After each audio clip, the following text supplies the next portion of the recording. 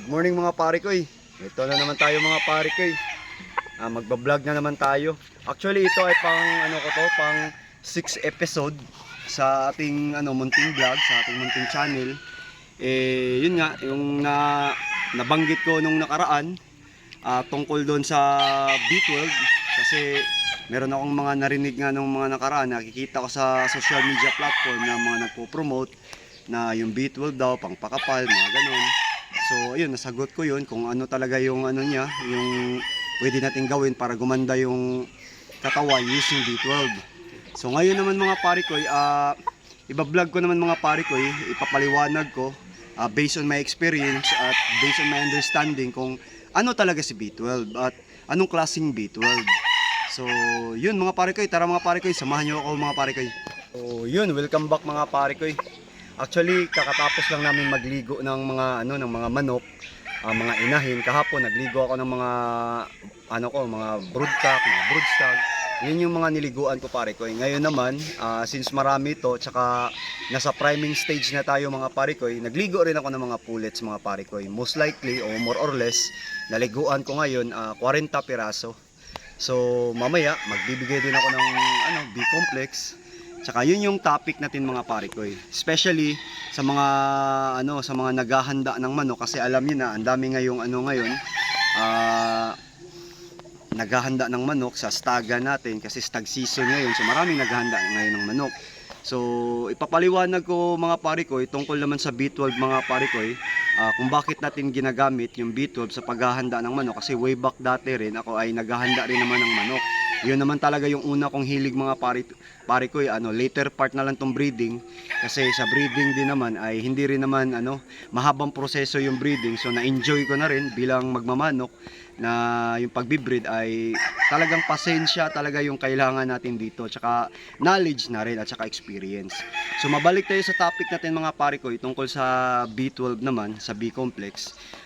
Yung B-complex naman mga pare ko talagang ginagamit natin yan kasi ang gamit talaga ni B-complex mga pare ko hindi yan siya pang pakapal, although related siya mga pare ko pang pakapal, pero ang pinaka main purpose talaga ng B12 ay hindi talaga siya pang pakapal.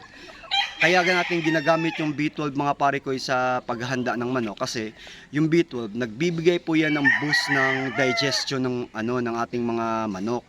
So siya yung tumutulong na para yung manok natin ay ganahan kumain. Tsaka nagre-repair din ng mga tissue, especially sa training ng training ng mga stags natin. So meron naman tayong talagang mga trainings diyan.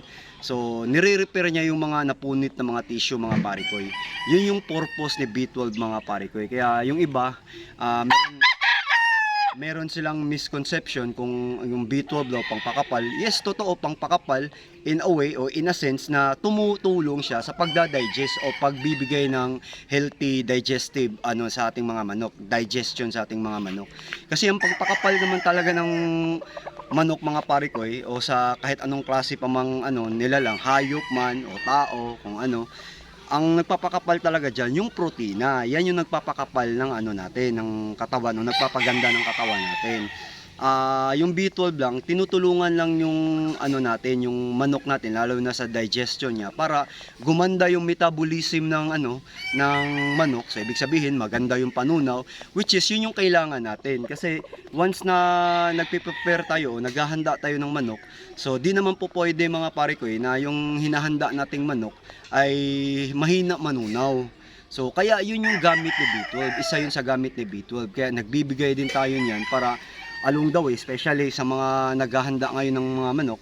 So nagkikip-kip tayo ng mga manok, tas hindi naman maganda yung panunaw ng mga manok natin. So di naman natin sila pwedeng dalhin kasi tawag dito, mahina yung panunaw. So anong aasahan natin yan sa ating mga manok na hinahanda? So mahina yung o pangit yung niya, performance niya kapag ganun. So kaya yung B12 ay tawag dito, binibigay yan. Yun yung purpose ng B12. Para lang sa mga sa mga especially. Alam ko naman marami namang tawag dito nakakaalam din. Ito ginawa ko lang tong vlog na to, dinugtong ko sa last episode ko para magkaroon naman sila ng idea kasi yun nga mabalik tayo, marami kasing nagpo-promote sa B12 na sinasabi na nagpapakapal daw ng katawan ng manok. Hindi naman po yan instant mga pare ko, na pag bigay mo ng B12 ay talagang kakapal kagad yung manok. Mahabang proseso mga pare ko. Nandyan pa yung pagpupurga, kasi alam nyo na, pagpupurga, kung magana nga kumain yung manok natin, tas marami naman ding mga parasite, so sino kakain ng mga yung mga pagkain o tawag ito, yung mga vitamins na nakukuha? So katulad ng sa pagkain, yung mga protina, carbohydrates. So ang makikinabang diyan yung mga bulate. Kaya sinasabi nila na nagpapakapal yung manok, which is tama, pero may mali. Hindi nila ini-emphasize na bakit nila binibigay yung B12. Kasi meron kasing di naman ako bashers na mga pare ko ya. Kumbaga kino-correct ko lang naman. Tsaka disclaimer din, hindi rin po ako veterinaryo o expert dito. Based lang din to sa aking experience, tsaka understanding, kasi di naman tayo nakapikit, tsaka kahit papano naman nakakaintindi naman tayo kasi nag-aaral din naman tayo dati. So sa understanding, logic, kumbaga logical, na yung B12 ay hindi naman siya pangpakapal, tumutulong lang. Yun yung pinaka-purpose doon, na binuboost niya yung immunity ng ating mga manok, lalo na sa mga naghahanda. Tsaka tawag dito ay tinutulungan na magiging maganda yung digestion ng ating mga manok na hinahanda.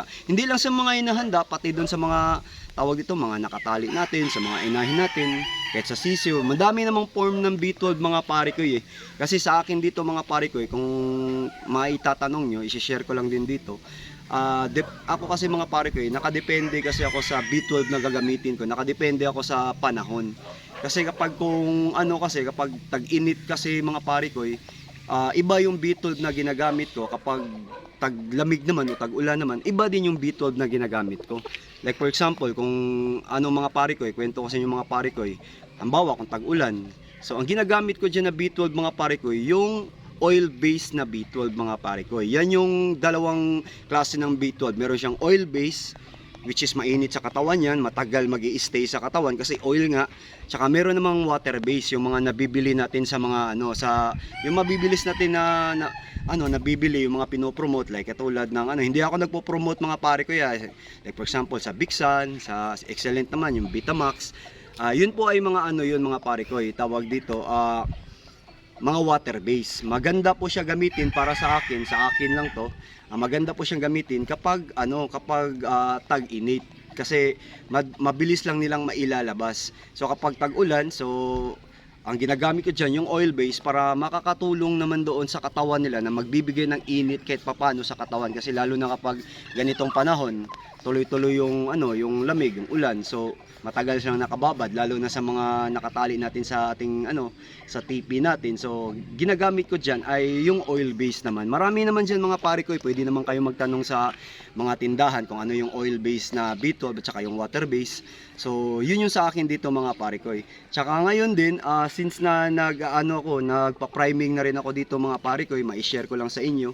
So early stage ng priming ko, kumbaga nagbibigay pa ako ng mga injectable na mga yung mga B12 din, mga ganun, injectable, kasi hindi ko pa naman sila inaakyat. Kumbaga tinutuno ko pa yung katawan nila para pagdating naman ng pag maakyat ko na sila sa battery cage by next month, so at least kahit papano ay na sila, kahit papano nabigyan na natin sila ng mga suplemento. Kasi kapag nandoon na kasi sa battery cage mga pare ko ina-avoid ko na yung magturok-turok ng ng mga vitamins kasi nangingitlog. So alam niyo naman, kapares ng tao, 'di ba, kapag tinuturukan tayo sa ating mga braso, talagang masakit, minsan nga bumubukol, masakit, matagal pang matagal pang mawawala. So ina-avoid ko na yung ganun, at tawag dito, binibigyan na lang natin sila ng mga supplement katulad ng mga vitamin A, D, E, Egg 1000, mga Breeder Aid, mga ganun.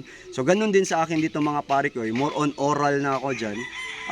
Nagsusubo rin ako ng multivitamins, lalo na kapag may calcium, kasi tawag dito para makakatulong naman sa kanila sa pangingitlog, sa production. So nagsusubo ako ng mga multivitamins na may mga tawag dito, may mga calcium, o basta may mga vitamins na may mga calcium, makikita nyo naman yan.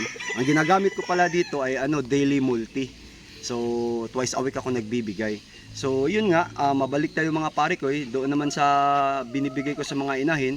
Ngayon nagbibigay po ako ng breeder EDE, vitamin EDE tsaka selenium. So yun, mabalik tayo sa tungkol naman sa kaya pinili ko yung may selenium naman kasi yung selenium naman, ang purpose ng selenium, siya yung nagbabalance ng white blood cells ng ating mga manok. Para din siyang B12 kasi yung B12 naman, siya yung nagbibigay ng hemoglobin o pinapaganda niya yung hemoglobin, which is yung hemoglobin, yun yung nagpapapula sa dugo ng ating mga manok. Yun yung purpose naman ni B12.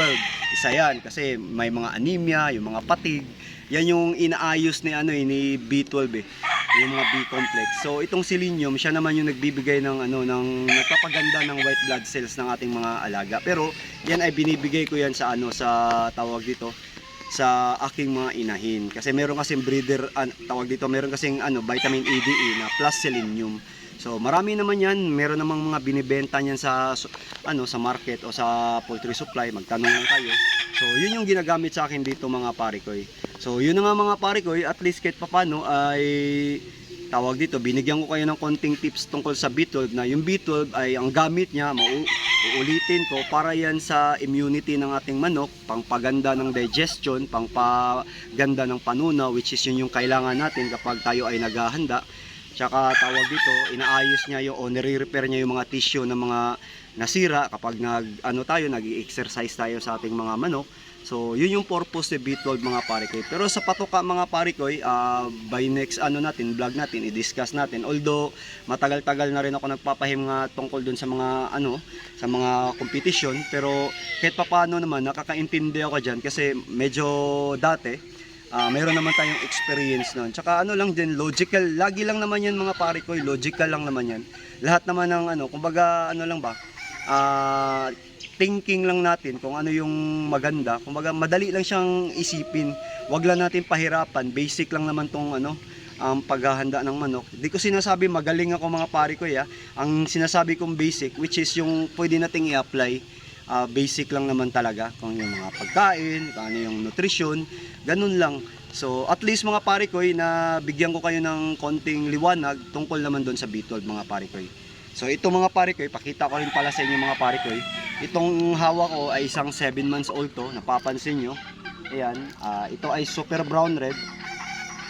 Ayan, so itong manok na to, lagi ko siyang monthly, dinidilaws ko siya, dinideworm, saka binibigyan ko rin siya ng B-complex para at least kahit paano nakatali siya. Alam niyo naman sa talian, mainit, maulan, so talagang stressful. So yung si B-complex ay tinutulungan siya. So isa to sa mga ginagamit ko mga parikoy sa aking pahulugan system na brood material, 7 months. Tamang-tama to, kaya na siya, malapad na yung katawan.